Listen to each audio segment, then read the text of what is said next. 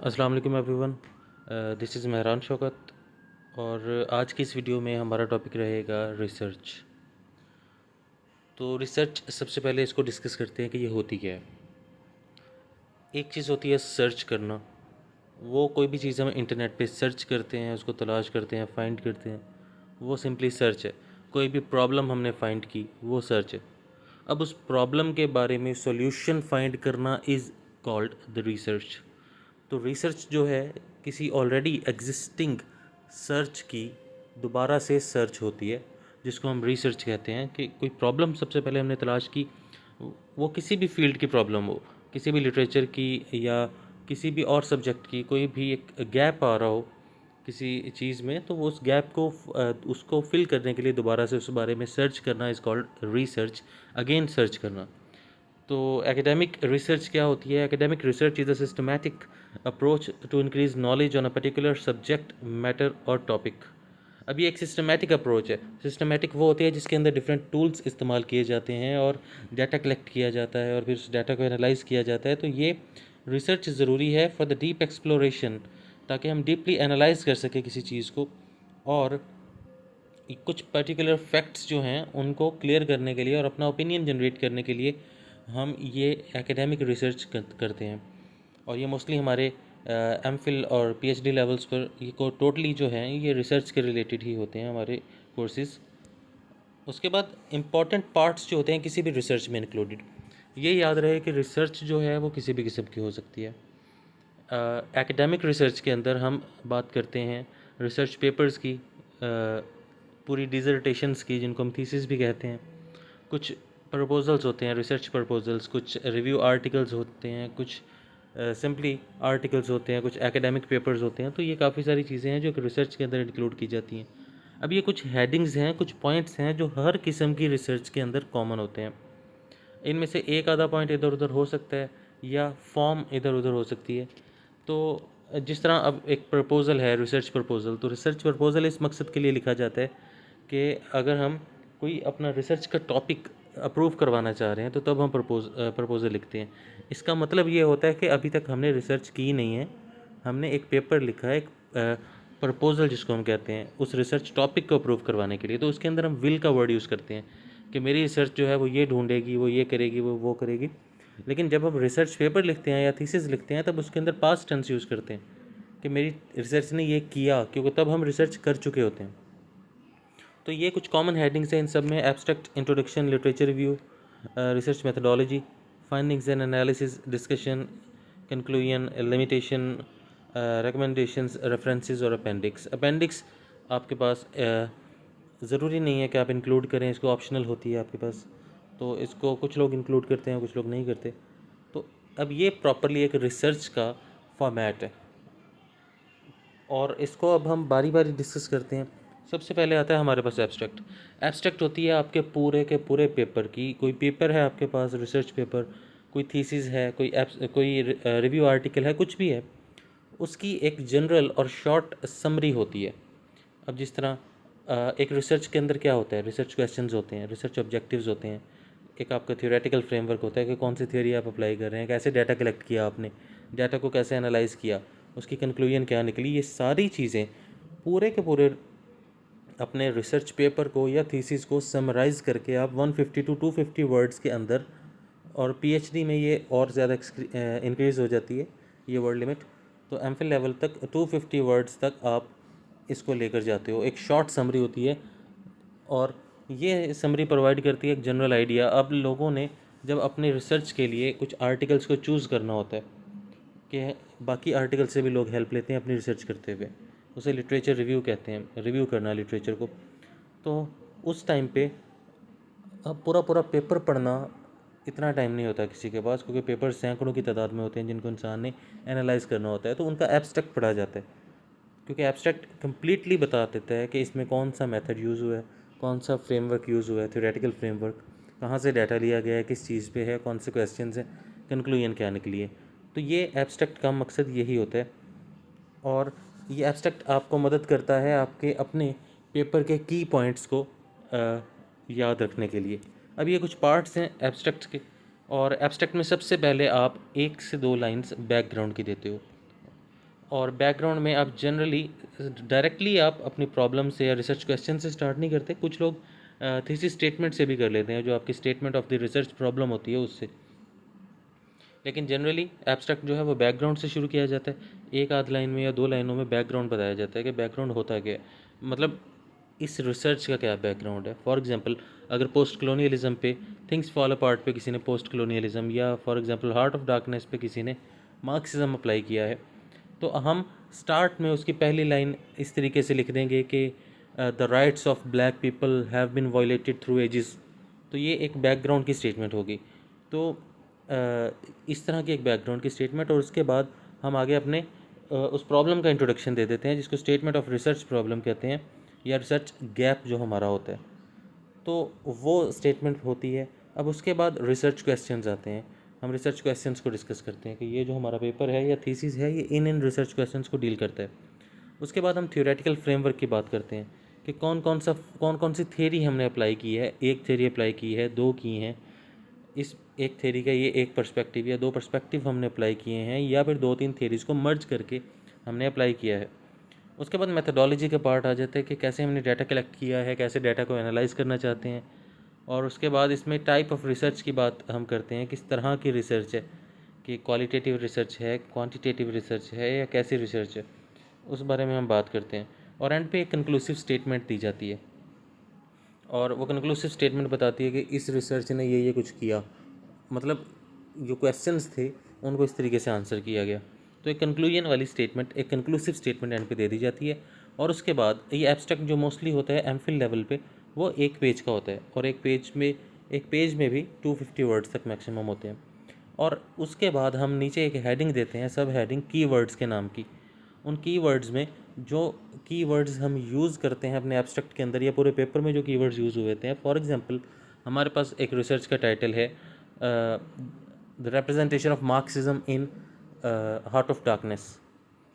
तो फिर हम उसमें डायरेक्टली जो है, या फिर कह लें कि post colonial perspective of heart of Darkness, तो उसके अंदर हम कीवर्ड्स वो इंक्लूड करेंगे जो इंपॉर्टेंट वर्ड्स हैं पूरे पेपर में भी नहीं, एब्स्ट्रैक्ट में।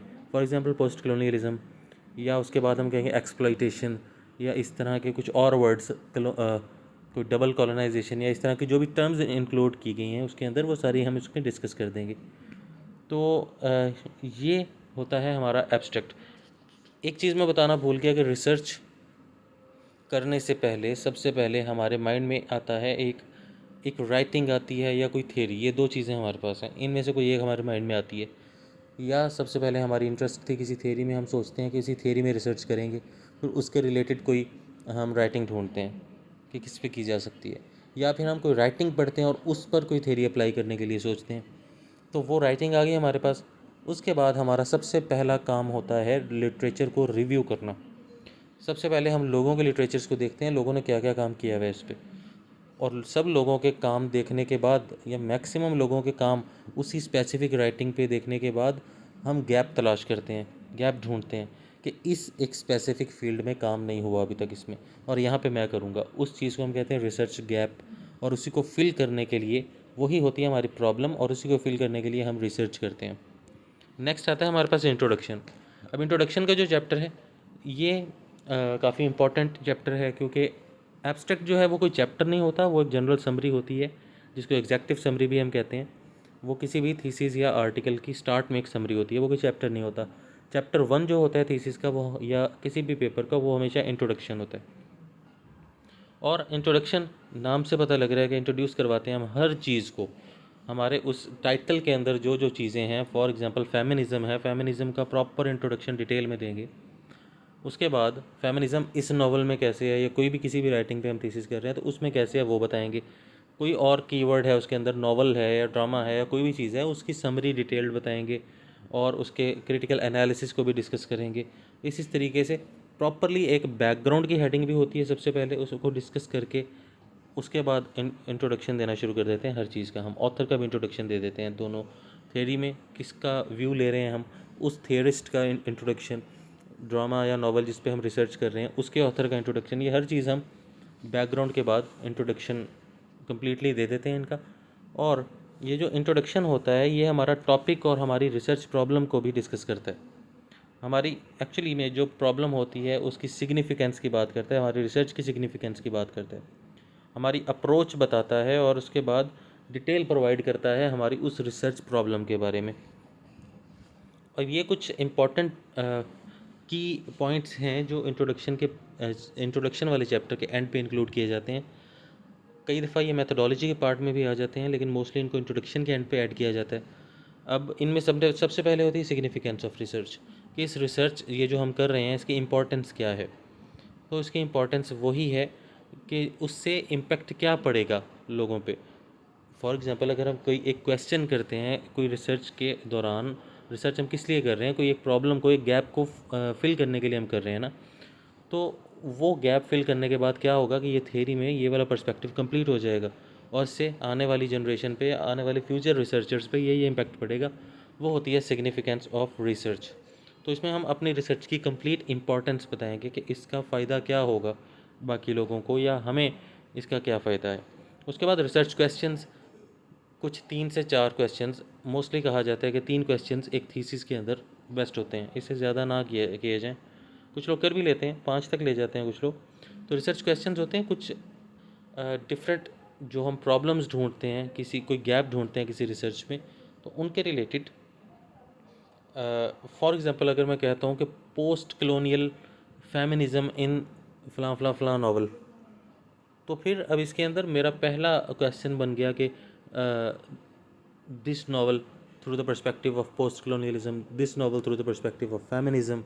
इस तरीके से डिफरेंट व्यूज़ में 3 से 4 क्वेश्चंस इंक्लूड कर दिए जाते हैं, तो वो हमारे रिसर्च क्वेश्चंस कहलाते हैं, जिनकी बेस पर जो वो रिसर्च क्वेश्चंस जो होते हैं वही हमारी प्रॉब्लम होती है असल में।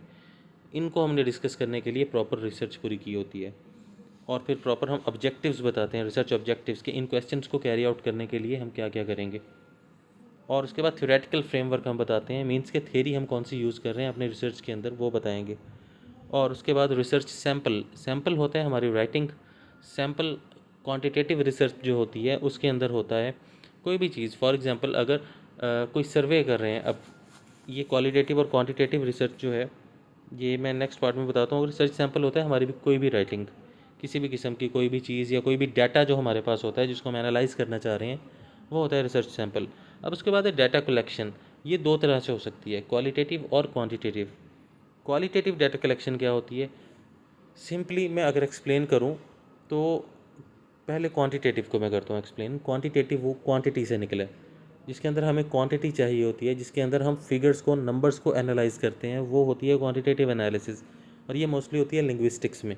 फॉर एग्जांपल, अगर मैं किसी का इंटरव्यू ले रहा हूँ, मैंने 50 लोगों का इंटरव्यू लिया, फिर उन 50 लोगों के पर्सपेक्टिव्स बताए कि 50 में से इतने लोग ये कहते हैं, इतने % लोग ये कहते हैं, तो वो प्रॉपरली टेबल्स बनाने पड़ेंगे मुझे उनकी परसेंटेज शो करने के लिए, और क्वेश्चनर्स को डिज़ाइन करना पड़ेगा। कई दफ़ा एक सर्वे के थ्रू हम रिसर्च करते हैं, जिस तरह हमारी इंस्टीट्यूशंस के अंदर अक्सर होता है कि एक पेज प्रिंट करवा लिया जाता है, उस पर 30 या 40 क्वेश्चंस लिख लिए जाते हैं, और 150-200 स्टूडेंट्स के अंदर हम उसको रोटेट कर देते हैं।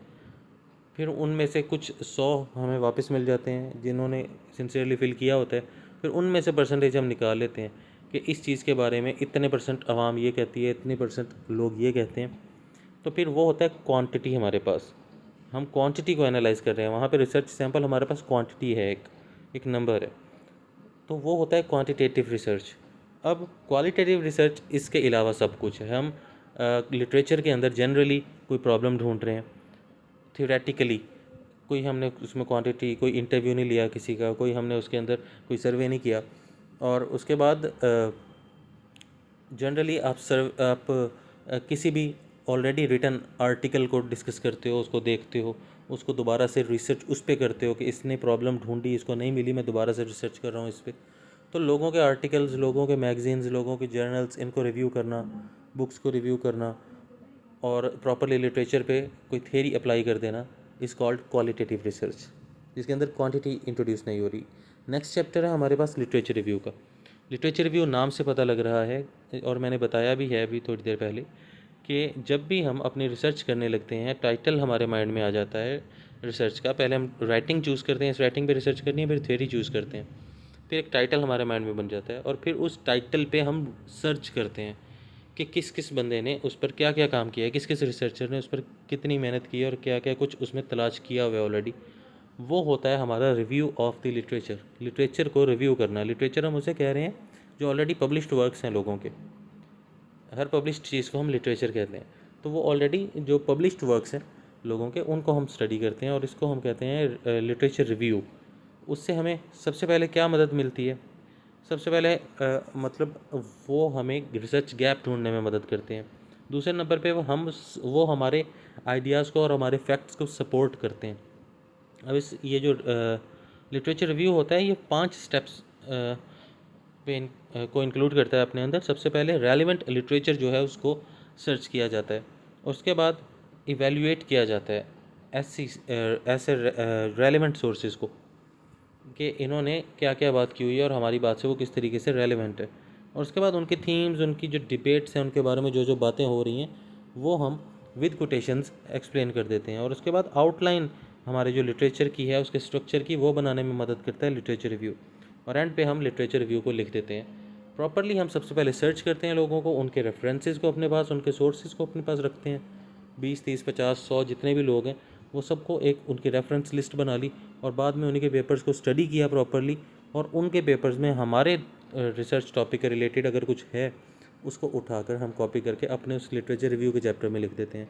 तो ये होता है review of the literature. Already हमारे टॉपिक के रिलेटेड और फील्ड्स में अगर कोई काम हो चुका है तो वो ढूंढना। उसके बाद आता है most important part of the thesis या एनी रिसर्च, तो वो है रिसर्च मेथडोलॉजी। रिसर्च मेथडोलॉजी में किस मेथड के थ्रू हम रिसर्च कर रहे हैं, रिसर्च के अंदर सैम्पल कौन सा यूज़ कर रहे हैं, थियोरी कौन सी यूज़ कर रहे हैं। थियोरेटिकल फ्रेमवर्क सबसे पहले इसमें आता है, और थियोरेटिकल फ्रेमवर्क जो है वो यही है कि कौन सी थियोरी यूज़ की जा रही है। और उसके बाद व्हाट डाटा टू कलेक्ट, कौन सा डाटा हमने कलेक्ट किया है, क्या वो क्वालिटेटिव है, क्या वो क्वांटिटेटिव है, क्या वो कोई बुक है, क्या वो कोई जर्नल है, उसको एक्सप्लेन करना, अपने डाटा को एक्सप्लेन करना। और उसके बाद who to collect it from, कि हमने ये डाटा जो है ये तलाश किया कहाँ से है, वो चीज़ें हम सारी की सारी बताते हैं। कैसे हमने इस डाटा को, इस टाइटल को डिसाइड किया या कैसे सोचा, तो हम उसके बारे में सारी की सारी इन्फॉर्मेशन बताते हैं। और उसके बाद 2 मोस्ट इंपॉर्टेंट पार्ट्स जिन पर पूरी मेथडोलॉजी मोस्टली बेस कर रही होती है, वो हैं data collection methods and data analysis methods. अब डाटा कलेक्शन मेथड के डाटा हमने कैसे कैसे इकट्ठा किया, अब ये 2 तरह के होते हैं, क्वालिटेटिव और क्वांटिटेटिव, ये मैं एक्सप्लेन कर चुका हूँ। और उसके बाद नेक्स्ट है डाटा एनालिसिस मेथड्स। अब ये 2 किस्म के हैं, इंडक्टिव और डिडक्टिव। अब ये जो हैं ये 2 तरह के प्रोसीजर्स हैं डाटा को एनालाइज करने के लिए, एक रिसर्च पेपर राइट करने के लिए। अब इंडक्टिव अप्रोच जो है, इस अप्रोच के अंदर, इनको रिसर्च अप्रोचेस भी कहा जाता है। अब इसके अंदर, अब इंडक्टिव अप्रोच जो है वो स्टार्ट होती है एक रिसर्च क्वेश्चन से, और उसके बाद ये अपना एक जनरल स्टेटमेंट अपनी बना देती है, पर्टिकुलर टू जनरल जाती है, जनरलाइज्ड कर देती है किसी चीज़ को। फॉर एग्जांपल अगर मैं एक मिसाल दूं कि एक बच्चा अगर एप्पल खाता है, और एप्पल उसको थोड़ा तुर्श उसका टेस्ट आता है, थोड़ा खट्टा सा आता है टेस्ट, वो रोज़ एप्पल खाता है, रोज़ उसको खट्टा टेस्ट आता है, 10, 20, 50 दिन तक वो एप्पल खाता रहता है कंटिन्यूसली, और उसको खट्टा टेस्ट आता रहता है। तो वो एंड पे अपनी एक स्टेटमेंट दे देता है कि सब के सब एप्पल्स जो हैं वो खट्टे होते हैं। तो ये है कि सबसे पहले उसके पास एक, उसने अपनी एक हाइपोथेसिस, अपना एक जनरल हाइपोथेसिस दे दिया, और उसके बाद सबसे पहले उसके पास एक चीज़ थी, उस पर उसने रिसर्च की, वो कंक्रीट थी। उसके बाद वो एब्स्ट्रैक्ट की तरफ चला गया, मतलब पहले एक चीज़ थी, वो उसके पास फैक्ट था कि एक एप्पल खट्टा है, ये फैक्ट था। लेकिन सब एप्पल्स उसने खाए, डेली खाता गया, रिपीट करता गया इसी प्रोसेस को, और फिर उसने एक जनरल इन्फॉर्मेशन दे दी कि सब के सब एप्पल खट्टे होते हैं। अब ऐसा तो नहीं होता, कुछ मीठे भी तो होते हैं। तो उसके बाद पर्टिकुलर था उसके पास एक एप्पल, एक स्पेसिफिक सैम्पल था उसके पास, उस पर वो चीज़ एप्लीकेबल थी, लेकिन उसने उसको जनरलाइज कर दिया एंड पे स्टेटमेंट देकर कि सब की सब चीज़ें ऐसी होती हैं। हाँ, और उसके बाद एक एग्जांपल थी उसके पास, और एग्जांपल को उसने एक जनरल, एक रूल, एक फार्मूला बना दिया कि दुनिया में जितने भी एप्पल पाए जाते हैं वो सारे इकट्ठे हैं। और डायरेक्ट एक्सपीरियंस होता है इंडक्टिव अप्रोच के अंदर, जो रिसर्चर होता है वो डायरेक्ट एक्सपीरियंस करता है उस डाटा को, उस फैक्ट को, और इसमें रेपिटेशन होती है, रिपीट होती है, जिस तरह उस बच्चे ने एप्पल्स डेली बेसिस पे रिपीट किए। अब इस इंडक्टिव अप्रोच के इसके ऑपोजिट जो है डिडक्टिव अप्रोच है। अब इसमें क्या होता है, ये उल्ट है इंडक्टिव अप्रोच के। अब जिस तरह इंडक्टिव अप्रोच के अंदर बच्चे ने पहले एप्पल को टेस्ट किया डेली बेसिस पे, एंड पे आके उसने स्टेटमेंट दी। अब डिडक्टिव अप्रोच के अंदर ऑलरेडी आपके पास एक रिसर्च, एक स्टेटमेंट गिवन है।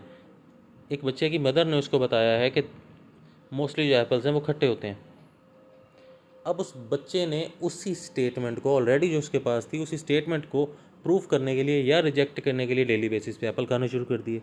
अब एप्पल खा रहे हैं और कुछ एप्पल्स उसको खट्टे लग रहे हैं, कुछ मीठे लग रहे हैं, तो वो अब उस पहले वाली स्टेटमेंट को रिजेक्ट करके कहेगा कि सब के सब एप्पल खट्टे नहीं होते, कुछ मीठे भी होते हैं। या फिर उसी के रिलेटेड हो सकता है, उसको सपोर्ट कर दे, अप्रूव कर दे, उसी स्टेटमेंट पे एग्री हो जाए उसके साथ, जो एप्पल वो खाए वो भी खट्टे हों। तो डिडक्टिव अप्रोच जो है बेसिकली ऑलरेडी एग्जिस्टिंग रिसर्च को दोबारा रिसर्च करने के लिए, उसको वेरीफाई और उसकी वैलिडिटी के लिए की जाती है डिडक्टिव अप्रोच। तो सबसे पहले वही है, begin with theory driven hypothesis. इसमें सबसे पहले आपके पास एक फार्मूला होता है, एक हाइपोथेसिस, एक स्टेटमेंट गिवन होती है। मोस्टली ऑलरेडी पब्लिश्ड पेपर को उठा के आप दोबारा उस पर रिसर्च करते हो कि क्या इस बंदे ने ओपिनियन अपना सही दिया है कि नहीं, मैं दोबारा इस पर रिसर्च कर रहा हूँ। और जिस तरह इंडक्टिव अप्रोच में हम एक स्पेसिफिक चीज़ से जनरलाइज्ड हो गए थे, डिडक्टिव अप्रोच में हम जनरलाइज्ड स्टेटमेंट से स्पेसिफिक की तरफ जाएंगे। और डिडक्टिव अप्रोच के अंदर ज़्यादा चांसेस होते हैं अब प्रॉपर ट्रुथ की तरफ पहुंचने का।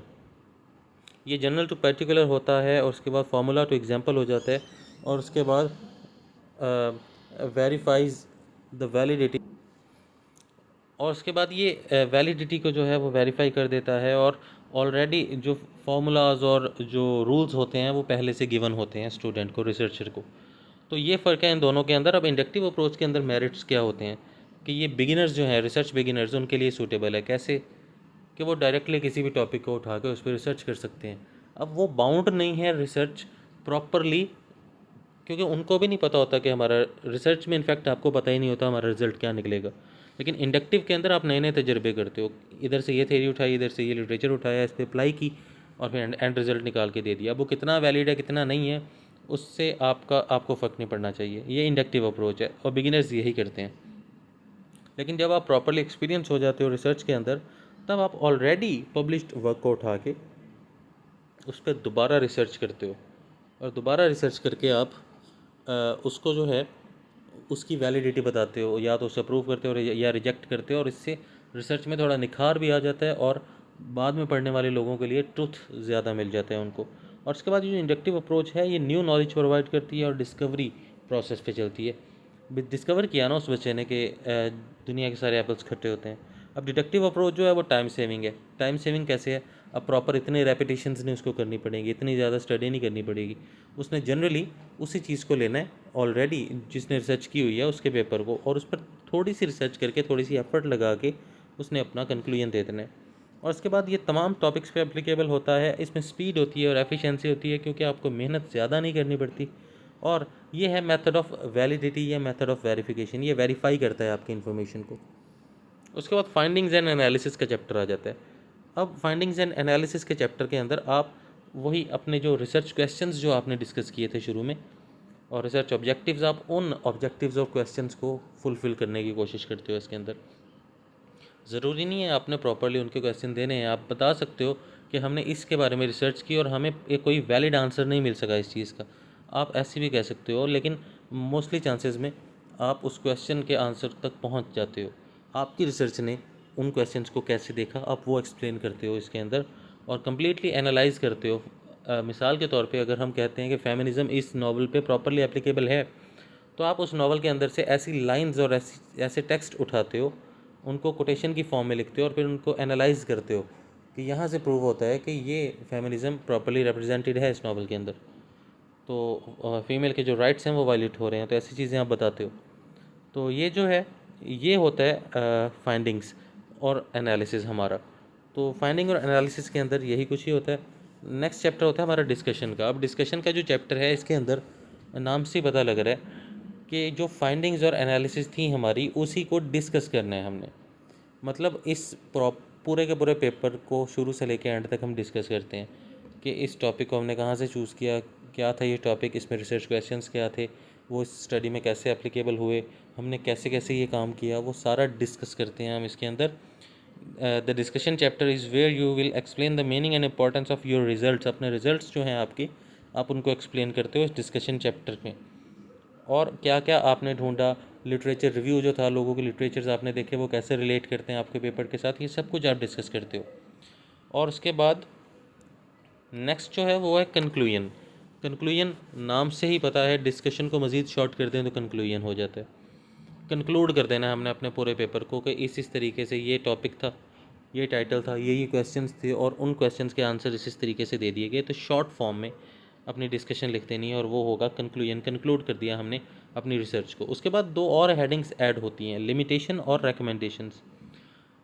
सबसे पहले हम लिमिटेशन बताते हैं। लिमिटेशंस कहते हैं कि ड्रॉबैक्स, फ्लॉज, हमारी रिसर्च में क्या चीज़ें थी ऐसी जो हम प्रॉपरली नहीं कर पाए, हमें कौन कौन सी कमियां फेस करनी पड़ी अपनी रिसर्च के अंदर, वो होती हैं लिमिटेशंस। और उसके बाद आप प्रॉपरली रिकमेंडेशन सजेस्ट करते हो कि क्योंकि हमने एक रिसर्च किया प्रॉपरली 5-6 महीने लगा के, और एक जर्नी थी प्रॉपर वो पूरी रिसर्च की, तो कौन कौन सी कमियां हमने फेस की, हम अपने फ्यूचर रिसर्चर्स के लिए उनको रिकमेंडेशंस देते हैं कि आपने ये कमियां नहीं करनी, आपने इन चीज़ों से पहले ही फ्री हो जाना है, आपने इन चीज़ों को पहले फुलफ़िल कर लेना है ताकि आपका टाइम बच सके। तो वो होती हैं हमारी रिकमेंडेशंस के फ्यूचर रिसर्चर्स को हम क्या कहते हैं। अब उसके बाद ये है रेफरेंसेस। जो हमने लिटरेचर रिव्यू देखा था, लोगों ने क्या क्या काम किया था, या फिर हम अपने रिसर्च के अंदर जिस भी इंसान का नाम इंक्लूड करें, फॉर एग्जांपल कोई नावल ड्रामा के ऊपर हम कर रहे हैं तो वो उसका ऑथर या वो ड्रामा या नावल जो है उसका रेफरेंस, और उसके बाद कोई भी थ्योरिस्ट है उस थ्योरिस्ट की या थ्योरी का उसकी बुक जो थी उसका रेफरेंस। तो हर किसी का रेफरेंस ज़रूरी होता है रिसर्च के अंदर, क्योंकि रेफरेंस हम, या जिसको हम साइटेशन भी कहते हैं, ये हम इसलिए देते हैं ताकि कोई हम पे एकेडमिक चोरी का इल्ज़ाम ना लगा सके। एकेडमिक चोरी क्या होती है, जिसको हम प्लेजरिज्म कहते हैं। प्लेजरिज्म को एकेडमिक थेफ्ट भी कहा जा सकता है, एकेडमिक चोरी भी कहते हैं। जब तक हम किसी का वर्क लेकर उसको प्रॉपर क्रेडिट ना दें तो that is called the plagiarism. तो हमें किसी का भी वर्क कॉपी करके या तो हम उसको अपने वर्डिंग में लिखें, या फिर उसका अगर प्रॉपरली अपने वर्ड यूज़ करने हैं उसके एग्जैक्टली एज इट इज़, तो फिर हम उसको रेफ़र करते हैं कि फ़लाँ बंदे ने ये कहा था। तो यही होता है रेफरेंस। अब रेफरेंसिंग के कुछ स्टाइल्स हैं, उनमें APA, MLA, शिकागो, हार्वर्ड और इस तरह के काफ़ी सारे स्टाइल्स इंपॉर्टेंट होते हैं।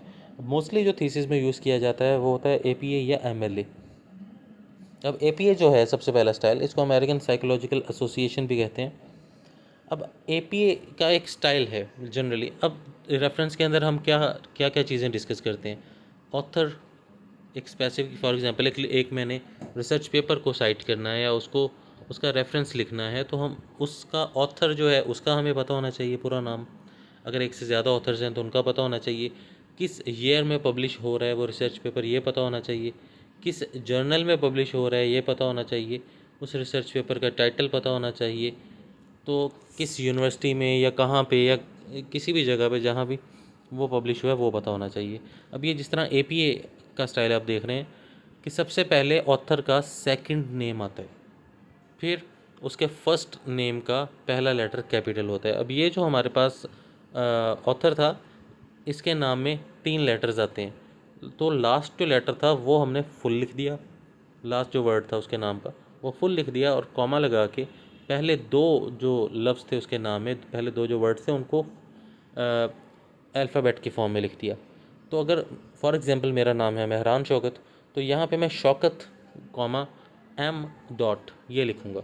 सेकंड नेम मैं फुल लिखूँगा या लास्ट नेम, और फर्स्ट नेम जो है उसको एक अल्फ़ाबेट का सिर्फ लिखूँगा आगे फुल स्टॉप लगा के।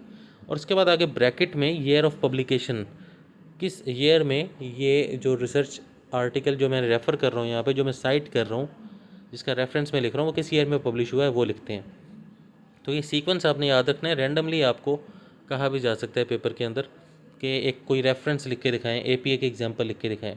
तो सबसे पहले ऑथर का सेकंड नेम फुल आएगा, कॉमा, फिर फर्स्ट नेम का सिर्फ पहला लेटर आएगा, डॉट, और आगे ईयर ऑफ पब्लिकेशन आएगा, फिर फुल स्टॉप। उसके बाद वो प्रॉपर टाइटल आएगा उसका, envisioning Africa, racism and imperialism in Conrad's Heart of Darkness. तो ये टाइटल आ गया उस रिसर्च आर्टिकल का, फुल स्टॉप। आ गई यूनिवर्सिटी प्रेस ऑफ केंटकी, तो केंटकी यूनिवर्सिटी का जो अपना जर्नल है वहाँ पे पब्लिश हुआ है, तो जर्नल का नेम आ गया। अब सबसे पहले ऑथर का नाम आया, और नाम में सेकंड नेम पहले, फर्स्ट नेम का पहला लेटर, उसके बाद ईयर ऑफ पब्लिकेशन, उसके बाद टाइटल आ गया उस रिसर्च आर्टिकल का, और उसके बाद कहाँ पे पब्लिश हुआ वो आ गया। अब MLA स्टाइल भी सेम है, लेकिन फ़र्क उसमें सिर्फ दो हैं, और वो ये हैं कि इसमें भी हमने सेकंड नेम पहले लिखना है, लेकिन इसमें बाकी के जो नाम हैं वो भी पूरे के पूरे आएंगे बाद में। तरतीब वही रहेगी, सेकंड नेम पहले, फर्स्ट नेम बाद में।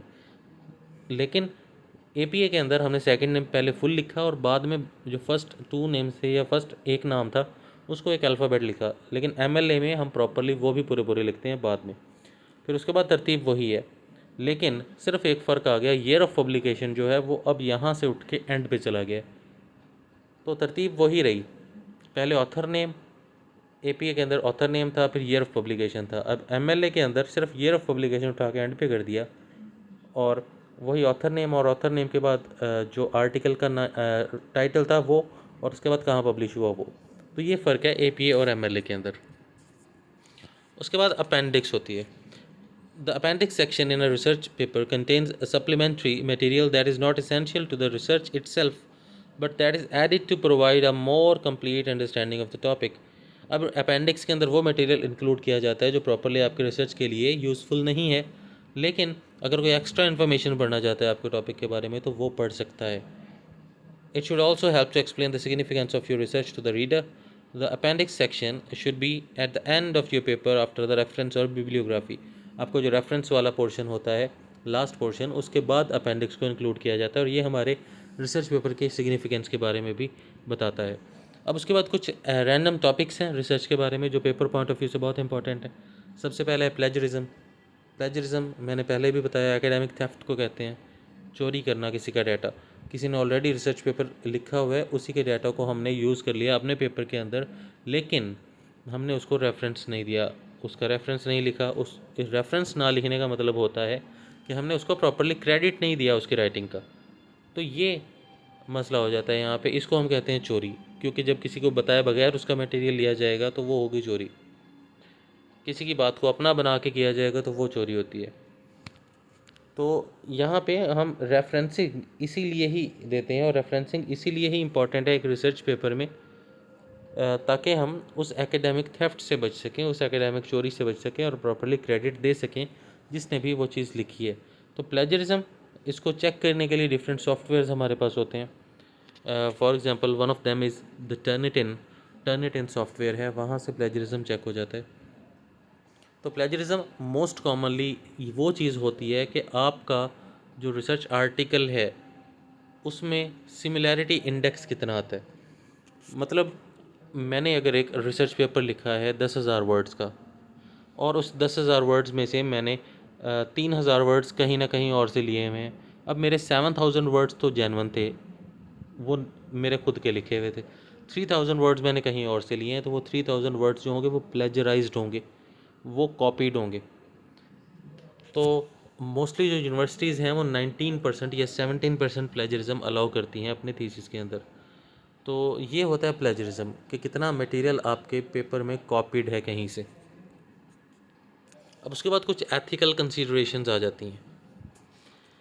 अब रिसर्च एथिक्स में क्या चीज़ होती है, कुछ सेट ऑफ प्रिंसिपल्स बनाए गए हैं रिसर्चर्स के लिए कि आपने उनको फॉलो करना है, और ये आपके एथिक्स के अंदर आनी चाहिए। एथिकल रिसर्च आपकी होनी चाहिए, एक सर्टेन जो है आपका कोड ऑफ कंडक्ट जो है उसको फॉलो करना है आपने। अब उसके अंदर कंसीडरेशंस हैं कुछ, मतलब protect the rights of research participants. Research के अंदर जिन लोगों ने पार्टिसिपेट किया, फोर्सफुली उनसे हमने रिजल्ट्स नहीं लेने, फोर्सफुली उनसे हमने डाटा नहीं कलेक्ट करना, ना ही हमने हार्म करना है, किसी भी चीज़ को नुकसान नहीं पहुंचाना। तो रिसर्च एथिक्स ये डिमांड करती है कि आपने पोलाइटली, बड़े अच्छे अंदाज से जो भी आपको सैम्पल प्रोवाइड करना चाहे, आपकी रिसर्च में इंक्लूड होना चाहे, आप उसको करें, फोर्सफुली किसी को भी नहीं करना। और उसके बाद रिसर्च वैलिडिटी को इन्हेंस करने के लिए ज़रूरी होते हैं ये रिसर्च एथिक्स, ताकि उसकी वैलिडिटी पॉसिबल हो सके, क्योंकि फोर्सफुली तो किसी का भी ओपिनियन बदला जा सकता है। तो ये होते हैं कुछ एथिकल कंसीडरेशंस। और एंड पे use of technology in research. Research के अंदर टेक्नोलॉजी का कहाँ पे यूज़ आता है? सबसे पहले आम तौर पे जब ये प्लेजरिज्म की मैंने बात की, उसको चेक करने के लिए कुछ सॉफ्टवेयर्स होते हैं, और उसके बाद उस प्लेजरिज्म को रिमूव करने का सिर्फ़ और सिर्फ एक ही तरीका होता है, और वो तरीका होता है रीफ्रेजिंग। कि हम उन वर्ड्स को या तो चेंज कर दें या उन सेंटेंसेस को रीफ्रेज कर दें, दोबारा से हम उनकी वर्डिंग चेंज करके लिख दें। तो वो रीफ्रेजिंग के लिए भी काफ़ी सारे सॉफ्टवेयर्स लोग यूज़ करते हैं, और वो भी इस टेक्नोलॉजी के अंदर इंक्लूडेड हैं। उसके बाद ग्रामेटिकल मिस्टेक्स काफ़ी सारे इंसान रिमूव कर सकता है अपनी रिसर्च वर्क में थ्रू सॉफ्टवेयर्स। तो यहाँ भी टेक्नोलॉजी का यूज़ आ जाता है प्लेजरिज्म को चेक करने के लिए भी।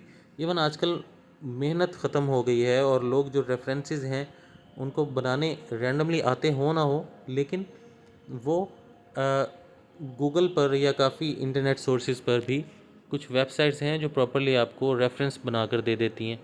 तो उससे भी आपकी टाइम सेविंग काफ़ी सारी हो जाती है। और उसके बाद सीधी सी बात है, searching data on the internet, जब इंटरनेट नहीं था, जब कंप्यूटर्स नहीं थे, तब लोग प्रॉपरली लाइब्रेरीज़ में जाया करते थे, और वहाँ पर जाके ऑलरेडी पब्लिश जो वर्क्स हुआ करते थे लोगों के, उनको उनकी हार्ड फॉर्म को स्टडी किया करते थे बैठकर। लेकिन अब यहाँ पर इंटरनेट अवेलेबल है, तो एक क्लिक पे आपके सामने हज़ारों लाखों पेपर्स आ सकते हैं। तो ये टेक्नोलॉजी है इस रिसर्च के अंदर। उसके बाद different kinds of researches, research paper, thesis या डिसर्टेशन, रिसर्च आर्टिकल और रिसर्च प्रपोजल, इनके बारे में सबसे पहले बात हो चुकी है। जो हमारा थीसिस होता है, डिसर्टेशन होती है, एमफिल लेवल पे उसकी वर्ड लिमिट मोस्टली रखी जाती है 25 to 30,000। मोस्टली यूनिवर्सिटीज़ 25,000 तक रखती हैं, और पीएचडी में ये और भी ज़्यादा बढ़ जाती है। अब जो रिसर्च पेपर होता है वो भी उसी थीसिस की बेस पे ही होता है, लेकिन शॉर्ट होता है। कुछ लोग उसको 10,000 वर्ड्स तक ले जाते हैं, कुछ लोग 5 से 6,000 वर्ड्स तक उसको रखते हैं। और रिसर्च प्रपोजल जो होता है, अब रिसर्च पेपर और थीसिस जो होता है, अब उसका जो एब्स्ट्रैक्ट होता है या फिर वो कंप्लीट रिसर्च, उसके अंदर हम बताते हैं हमने ये किया, और एब्स्ट्रैक्ट के अंदर हमेशा पास्ट फॉर्म यूज़ करते हैं कि इस रिसर्च में ये क्वेश्चंस थे और इनके आंसर इस तरीके से हमने कर दिए। उसका मतलब ये होता है कि हमने रिसर्च कर दी है और एंड पे अब जाके हमने एब्स्ट्रैक्ट लिखा है। और रिसर्च प्रपोजल इसका उल्ट होता है, क्योंकि अभी हमने रिसर्च स्टार्ट नहीं की, अपने टॉपिक को प्रूव करवाने के लिए हम एक प्रपोजल लिख रहे हैं, तो उसको रिसर्च प्रपोजल कहते हैं। हेडिंग्स उसमें भी यही इंक्लूडेड होती हैं मोस्टली, जो बाकी रिसर्च में होती हैं, लेकिन इसमें विल या शेल या फ्यूचर टेंस लगाते हैं कि मैं इस रिसर्च में ये करूँगा, मैं इस रिसर्च में वो करना चाहता हूँ। तो ये प्रॉपरली जो है इसकी टाइप्स होती हैं। तो that's all for today. I hope कि आपको इजीली अंडरस्टैंड हो गया होगा हर चीज़। तो इसके अंदर अगर कोई भी कन्फ्यूजन है तो आप लोग पूछ सकते हैं मुझसे।